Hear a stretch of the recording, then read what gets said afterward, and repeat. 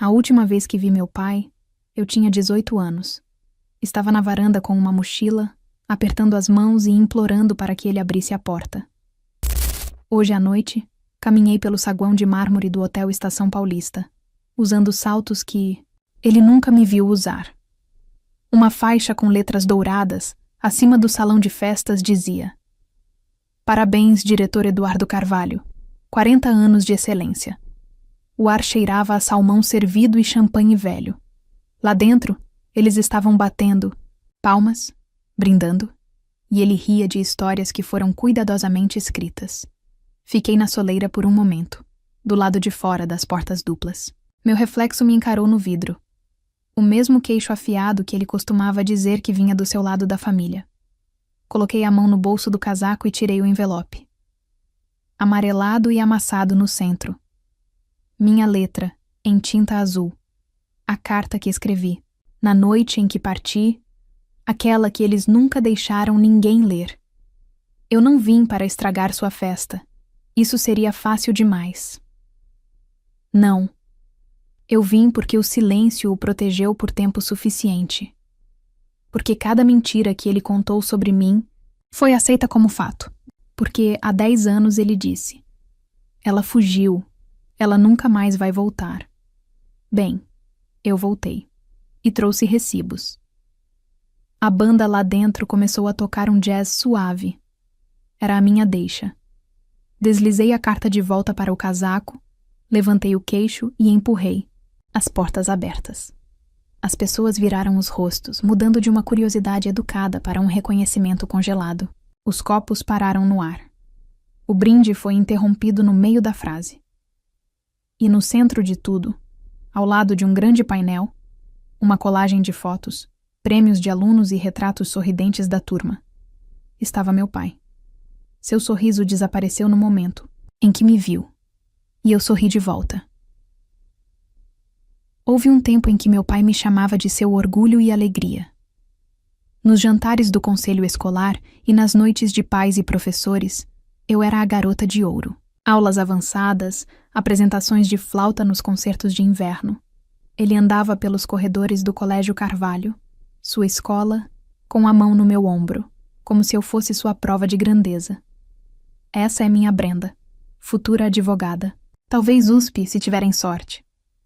Mas a portas fechadas, seu elogio vinha com regras que eu tinha que executar sempre. Qualquer nota abaixo de A vinha com silêncio e olhos frios.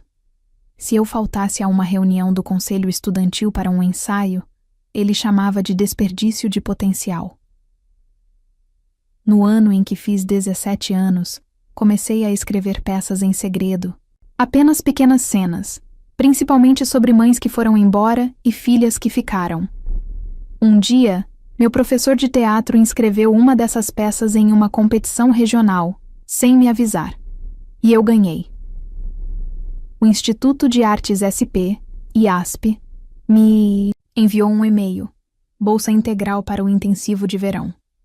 Esperei 2 dias para mostrar ao meu pai. Queria encontrar as palavras certas. Estávamos sentados à mesa da cozinha, comendo espaguete. Eu disse: é teatro, mas é sério. É real. É isso que eu quero. Ele não olhou para mim. Apenas girou o garfo no prato e disse: eu não te criei para perseguir sonhos. Então, empurrou a cadeira para trás e saiu da mesa. O silêncio depois daquela conversa foi mais frio do que qualquer castigo. Ele não gritou, não discutiu, apenas apagou a possibilidade. Daquele dia em diante, senti como se estivesse vivendo na versão de outra pessoa de mim. Continuei ensaiando em silêncio, dentro de casa. Preenchi meu próprio cadastro do Enem e do FIS. Trabalhei em turnos numa livraria, usando um nome diferente, para que não aparecesse nos impostos dele. Na primavera do último ano, eu já tinha uma vaga em um dormitório em São Paulo e uma passagem de trem. Deixei para ele uma carta, escrita à mão, de uma página. Eu te amo. Eu preciso de espaço para pensar. Vou voltar para casa algum dia. Achei que isso seria suficiente. Achei que ele ficaria bravo, talvez até assustado, Mas eu nunca imaginei que esse homem, aquele que costumava gritar mais alto nas minhas apresentações, escolheria queimar a ponte inteira em vez de simplesmente tentar me encontrar nos meio do caminho. Voltei em um domingo à tarde, como havia prometido. A viagem de trem foi tranquila. Fiquei imaginando o rosto dele, talvez preocupado, talvez suavizado pela distância. Ensaiei o que diria. Desculpa por te assustar. Eu só precisava de ar. Mas eu não vou desistir disso. Mas quando caminhei até a varanda da frente, minha chave não funcionou na porta. No começo, pensei que estivesse emperrada. Sacudi, tentei novamente. Então, notei que a luz da varanda estava apagada. Ela sempre ficava acesa quando alguém estava em casa. Toquei a campainha. Bati. Esperei. Nada. Liguei para o telefone dele.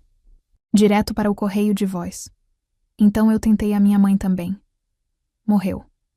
Foi quando eu olhei para a direita e vi minha mala colocada cuidadosamente ao lado do balanço da varanda. Fechada com zíper, etiquetada como uma doação esquecida. Em cima dela estava um saco plástico contendo minha certidão de nascimento, meu cartão de previdência social e um post-it amarelo. Você fez sua escolha. Boa sorte. Minhas mãos ficaram frias. Fiquei sentada nos degraus por horas. Não conseguia parar de olhar para a porta, como se, ao piscar, ela fosse abrir. Mas nunca abriu. Os vizinhos passaram com seus cachorros e eu vi em seus olhos. Pena. Nojo. Confirmação. Eles sabiam. 2 dias depois, eu dormi no sofá da minha amiga Natália e entrei no Facebook. E lá estava. Um status da minha tia, postado no mesmo dia em que saí. Por favor, orem por nossa família. Brenda fugiu. Ela deixou um bilhete de ódio e tememos que esteja com alguém perigoso. Os comentários eram intermináveis. Tão triste, rezando. Ela sempre pareceu problemática. Crianças hoje em dia... Ela fez parecer que eu fugi com um homem mais velho, que eu fui embora com raiva, que eu era instável. Minha mãe bloqueou meu número. Meu professor de teatro parou de responder aos e-mails. Uma semana depois, minha aceitação no Instituto de Artes SP foi retirada, após minha transcrição ser marcada como incompleta. Eu não tinha sido apenas abandonada.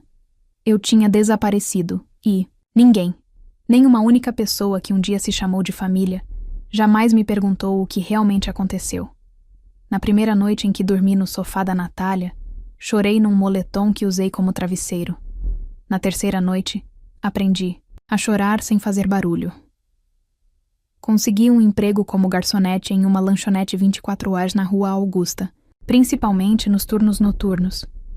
O tipo de lugar onde o café nunca acaba e ninguém pergunta por que seus olhos estão inchados. Eu esfregava os andares, fazia turnos dobrados e me inscrevia em cursos de uma faculdade comunitária com plano de pagamento, sem família, sem apoio da Secretaria Municipal de Educação de São Paulo. Apenas eu, um notebook de segunda mão e uma conta bancária que nunca ficava acima de R$ 50 por mais de 2 dias. Eu mantinha a cabeça baixa. Não contava a ninguém de onde vinha. Quando me perguntavam sobre meus pais, eu respondia: eles estão no leste. Tecnicamente verdade. Emocionalmente, eles se foram. O que doeu mais do que o silêncio foi o quão fácil foi para todos acreditarem que eu não existia mais. Ninguém veio me procurar. Ninguém sequer postou uma foto perguntando se eu estava bem. Era como se eu nunca tivesse feito parte da história deles. Mas aos poucos, eu construí algo. Fiz aulas de atuação à noite. Trabalhei com técnica de iluminação nos fins de semana para espetáculos independentes. Eventualmente, alguém leu um monólogo que eu escrevi e disse: "Isso não é apenas bom, isso é seu." Eu escrevi um espetáculo solo chamado Herança. Era sobre uma garota apagada por sua própria família. Foi exibido durante 3 noites no Teatro Independente da Vila Madalena. Apenas 10 pessoas vieram, mas uma delas era colunista do jornal de São Paulo, que estava trabalhando em uma matéria sobre alienação. Ela me pediu uma entrevista. Eu disse que sim. O artigo se chamava O que deixamos para trás quando saímos de casa. O nome do meu pai nunca foi mencionado, mas eu sei que ele leu. porque 3 dias depois da publicação, alguém tentou redefinir a senha do meu e-mail. Eu não hesitei. Naquela altura, já havia me mudado para um pequeno apartamento só meu. Tinha amigos que conheciam minha história real. Uma vida que eu tinha construído, tijolo por tijolo. E ainda assim, o silêncio de casa permanecia como o som mais alto da minha vida.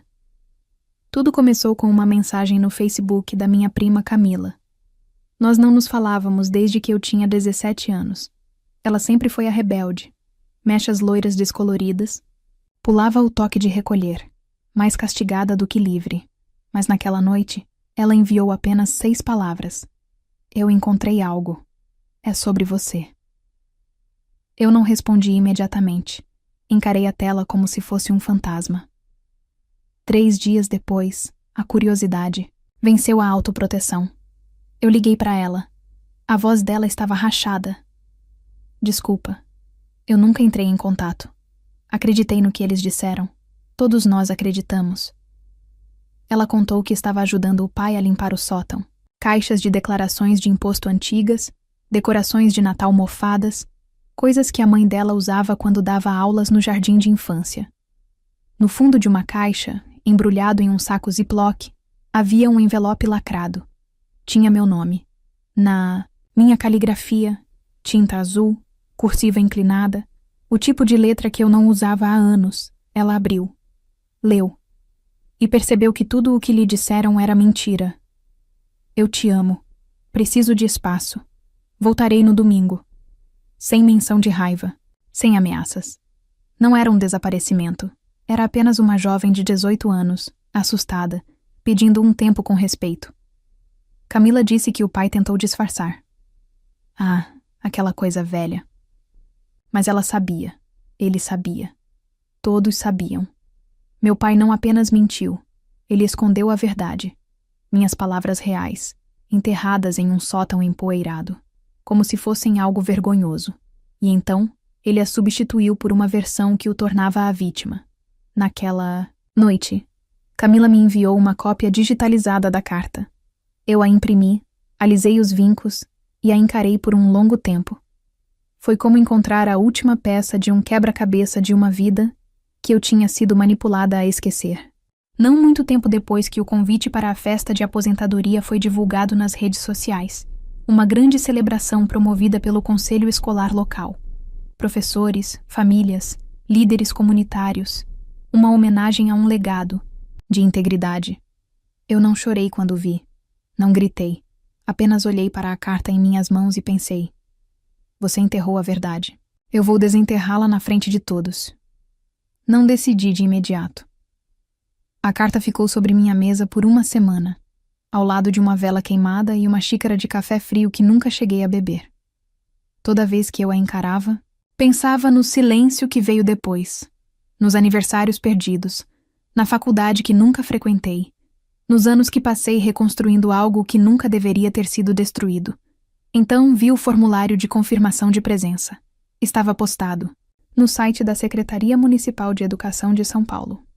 Junte-se a nós para comemorar a aposentadoria do diretor Eduardo Carvalho. 40 anos de serviço, liderança e família. Família. Essa palavra soou como um desafio. Usei meu nome do meio, Elaine, para confirmar presença online. Um convidado sem preferência de refeição, sem acompanhante. Eu não precisava de reforço. Eu tinha a verdade. Reservei um voo.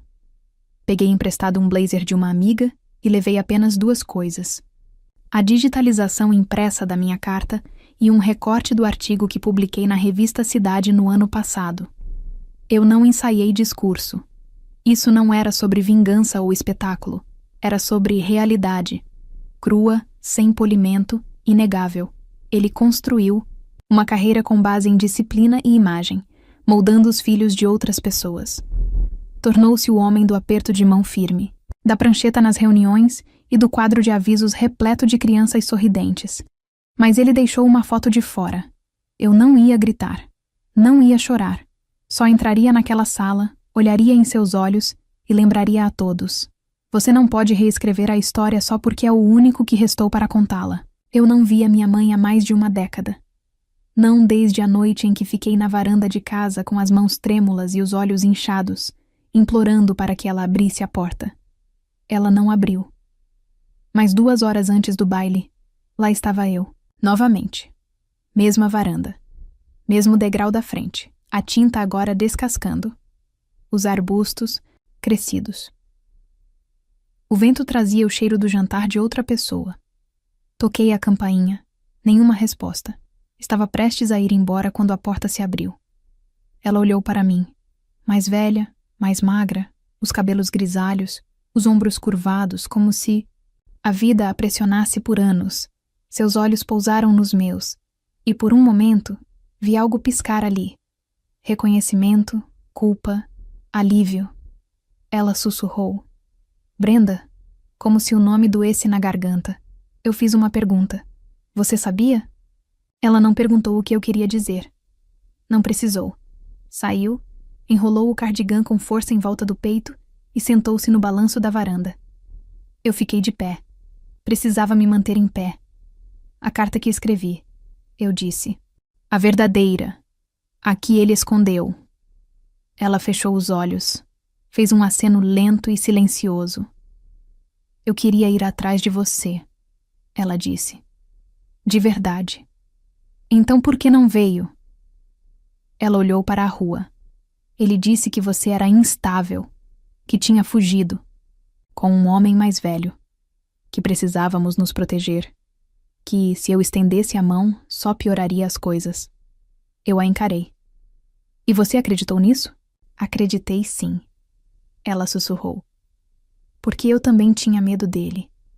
Naquele momento, não senti raiva. Senti algo mais frio. Desapego. Não era ódio. Era distância. Ela não era a vilã. Mas também não era inocente. Ela era o silêncio que permitiu a ele continuar. O salão de festas cheirava a vinho caro e salmão cozido demais. Risos ricocheteavam entre os lustres de cristal. As pessoas se abraçavam, tiravam fotos em frente a um pôster gigante que dizia: Celebrando o diretor Eduardo Carvalho.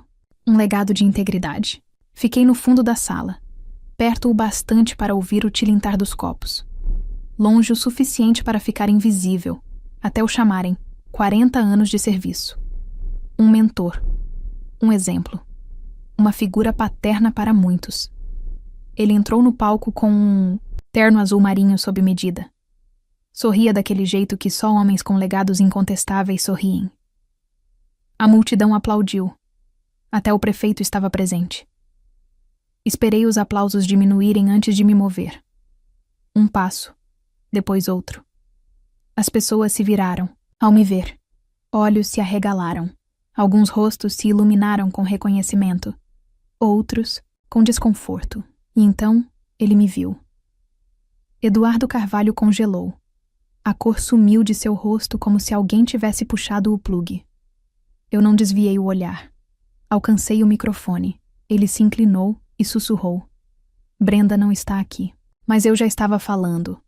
Oi, sou Brenda Carvalho. Filha dele. Suspiros. Murmúrios. Garfos parando no ar.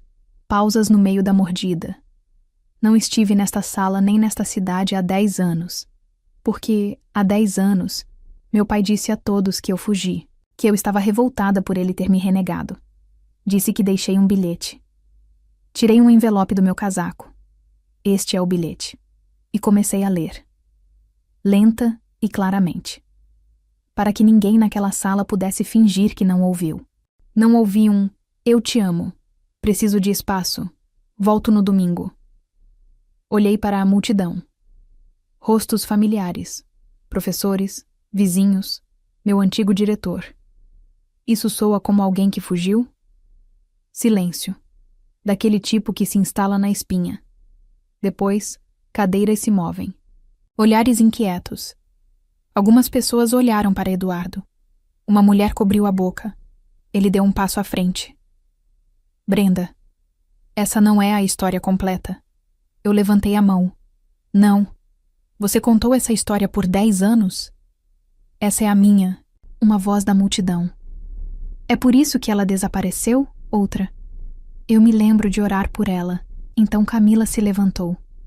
Ela segurava um telefone exibindo uma digitalização da carta original. Ele escondeu, disse ela.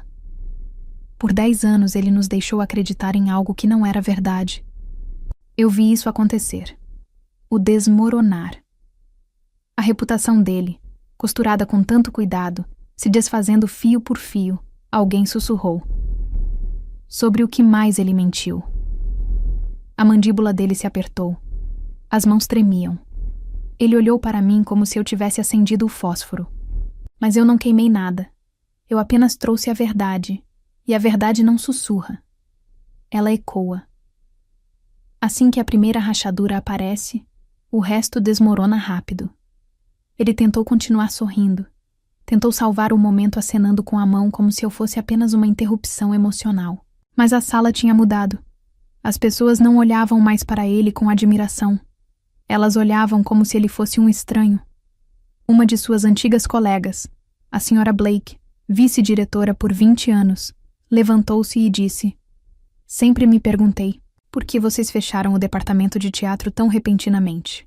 Outro homem, um antigo orientador educacional, acrescentou: Você nos disse que ela teve um colapso, que era perigosa.